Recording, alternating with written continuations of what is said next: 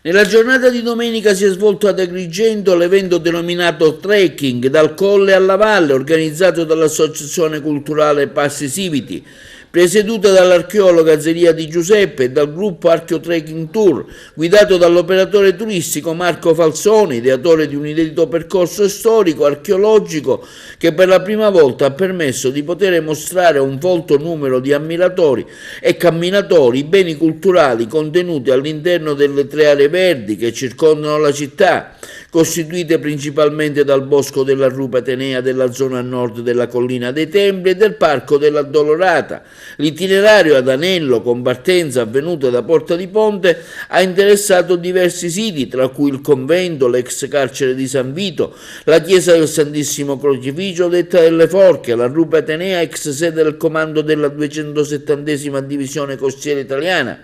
il bosco del vallone del fiume Acragas, la necropoli antica ubicata nei pressi di Casa Morello, il santuario rupestre, la chiesa di San Biagio, l'area dell'ex convento di Bonamorone, Poggio Meta, la Porta Settima, la vasta area cimiteriale di Contrada Pezzino, il teatro del Parco Icori e i quartieri del Rabato e di Santa Croce.